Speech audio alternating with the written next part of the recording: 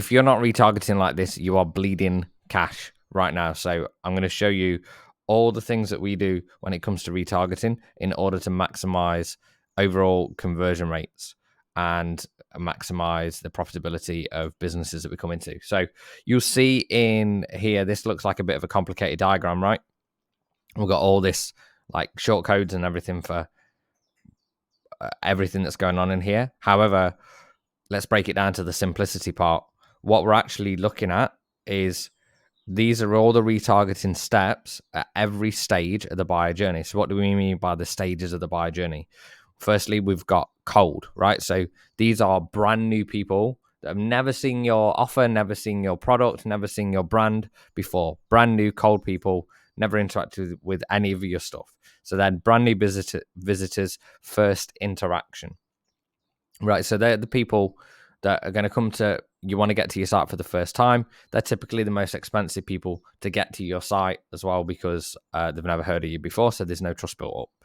Warm, that's website visitors in the last 30 days. And ideally, people who visited your sales page, they're going to be warmer than just general website visitors that maybe has read a blog post versus someone who's already read your sales page. And then people who've watched 50% of a video ad that explains the offer. So it's important here that maybe they watched a video ad, right? But that maybe that was a brand building one where they still don't really know about your company or whatever that is. So they haven't kind of raised their hand and say, hey, I'm interested in the offer. They're just interested in the general idea of your business. So they're kind of still cold until they come into this part where you actually have a video that explains the offer and then retargeting those people. Then we've got hot, right? So visited the order page, visited application page. So if you are doing a video sales letter to book a call, then if they visited the application page, they're very close, right? So they've clicked on an ad, they've watched the video, they've gone to an application, they've started to fill in the application, and maybe they dropped off at that point and just went, oh, I haven't quite got time to finish filling that out at the moment. And then a lot of the time they get forgotten. So we want to bring them back at that point. And then visited the order page. If I've clicked on an ad, I've viewed the sales page, I've entered my email, and then I've gone to the order page, then I'm going to be more likely to be hot. I just need that extra little push over the edge, right? And if you've got the order page is on the same page as the sales page, then potentially create a 2-step order form where you capture the details on the first part of the order form, and then you capture the payment information on the second part, meaning then you can retarget those people separately because they've got higher intent. Then buyers buy in the front end product, people who bought the front end product or people who booked a call. So why do we want to retarget buyers? Well, there's other products that we've got that they probably haven't bought yet. So that could be upsells, right? In your front end product that they didn't buy. That could be your back end product that they haven't bought yet, and you want to retarget them at each stage of the journey. So that's how we retarget each stage.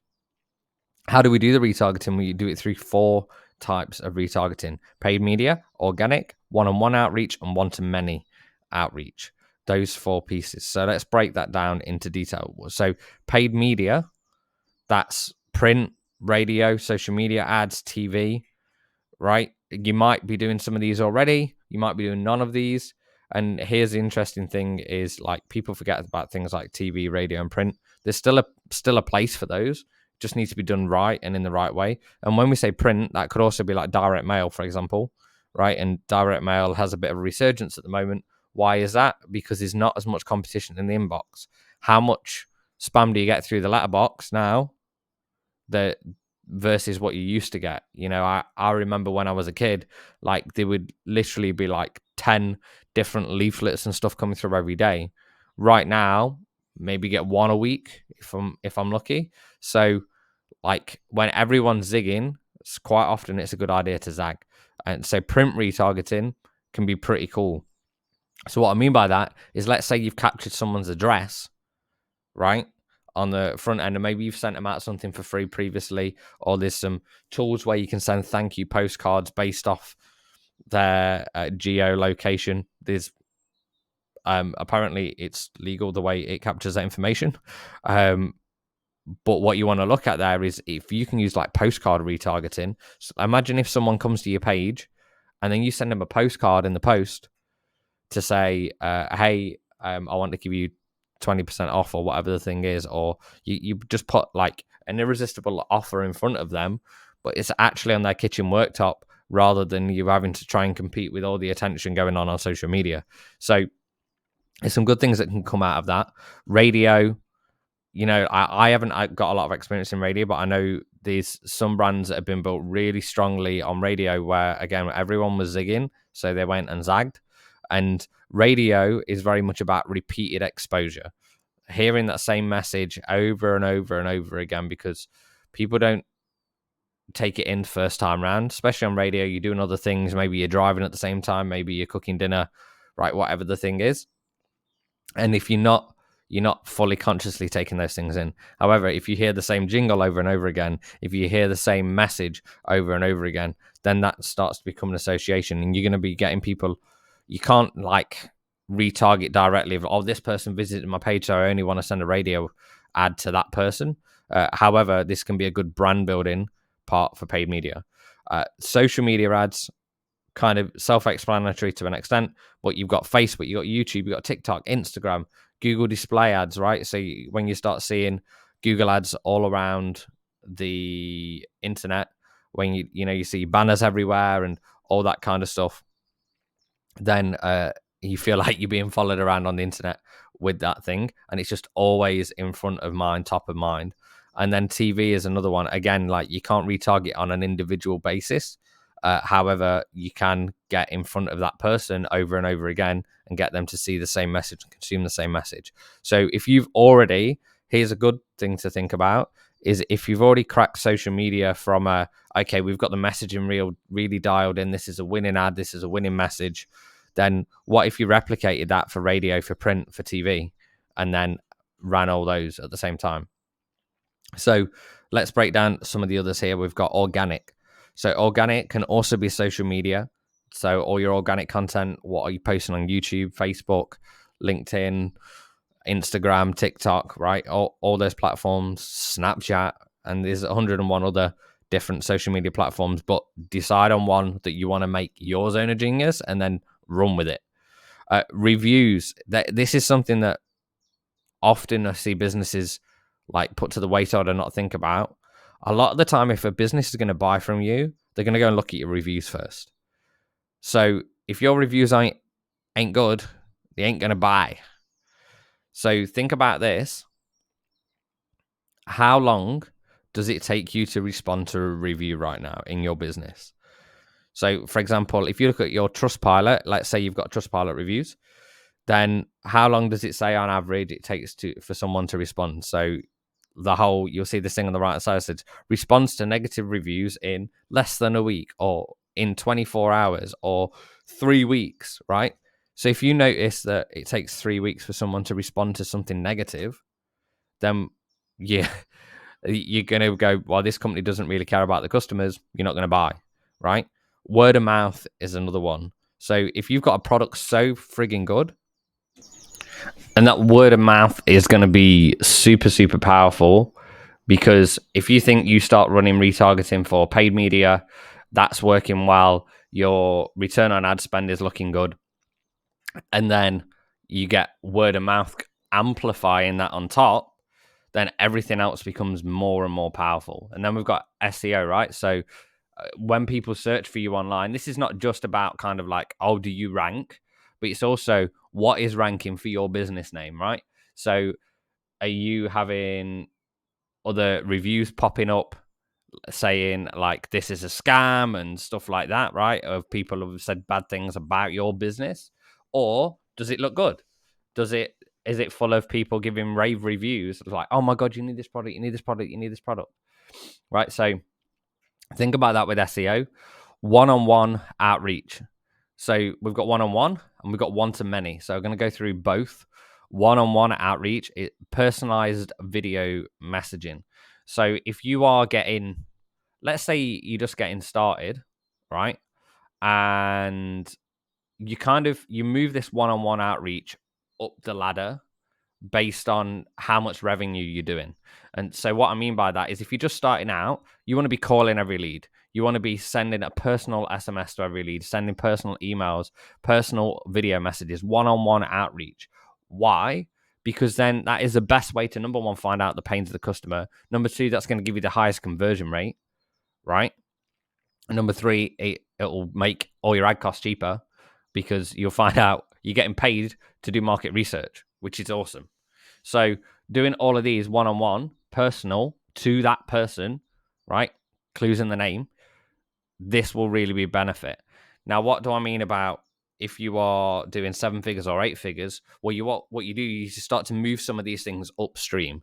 So, for example, if you're at 8 figures and you've got, let's say, you've got 200 customers coming in every day. Now, you're not going to have the owner of the business calling 200 people, recording 200 video messages, sending 200 personal SMSs. However, what you may have is you may have someone on the team that starts to do that, right? Or you may have a group of people on the team that put those things in place. Or what you do is instead of doing this on the front end product, you start moving it up the customer journey. So, for example, instead of calling every single abandoned cart, you might call every buyer. And why would you call every buyer? Because then you can build a rapport there and then help build that rapport for the future to sell the next product and the next product after that, right? Or you might send a personal video message to everyone who buys your high ticket program, right? And you might have the owner do that, but the high ticket program, maybe you're only selling 5 or 10 a day, but they're sending a personal video message to every single one of those. So it makes a big, big, big difference, right? And then one-to-many outreach. So voicemail drops, SMSs, emails. So you'll notice emails and SMSs are up here, but they're also down here. That's because you can use them in 2 different ways. You can do one-on-one SMS messages. Now, typically, what we look at is retargeting-wise, we do a one-on-one style automated SMS where it's like, hey, I saw you just went to the order page, just wondered if something go wrong or something break. Can you let me know? I'll get it fixed, right? Or just a good old-fashioned, hey, so you went to the order page, wonder what questions have you got, right? And then they reply, and then you respond manually here in a one-on-one level. However, you started off with a one-to-many outreach instead, okay? And then email-wise, you can be the same thing. Sometimes you're going to be sending a full nurture campaign, retargeting those people, bringing them back in, handling all their objections along the way. Sometimes you're going to be sending a voicemail drop, and that voicemail drop can be automated that says the same kind of thing. Hey, did something go wrong? Did something break? I've just dropped you an email, right? All those things can work hand in hand with each other. These voicemail drops, by the way, are really powerful. So we use voicemail drops as well when someone books a call, and then they get a voicemail straight away. Say, hey, congratulations on booking your call. Just saw you booked in. Really excited to speak. And then we just go through a little bit about what to expect from the call. Okay, so all these things can work really nicely. We use voicemail drops for abandoned carts. We use SMS for abandoned carts. We use email for abandoned carts. All these things, they tie in together to make this best buyer experience. So what are the objections that you're looking to handle through the conversations that you're having, through the ads, through the paid media, through organic, through outreach, through one-to-many, all that stuff? We got time, money, effort, and sacrifice. So people are thinking about how long is it going to take me to implement the thing? How long will it be before I get a first win? Will it work? Will it work for me? Will it work for my specific circumstances? Money for the program, money for the tools, money for the opportunity loss, right? So when we're thinking about the money for the program, how much does it cost for the thing? And then am I going to get a return on that investment? How do we do that? How do we prove that? While we show evidence, significant amount of evidence over and over again through the emails, the SMSs, through the paid ads to answer that objection so it's no longer an objection. The effort, how much effort and sacrifice is it going to take for me? Am I going to have to learn new skills? Do I have the ability to do this? Am I going to have to convince others that this is a good thing to do?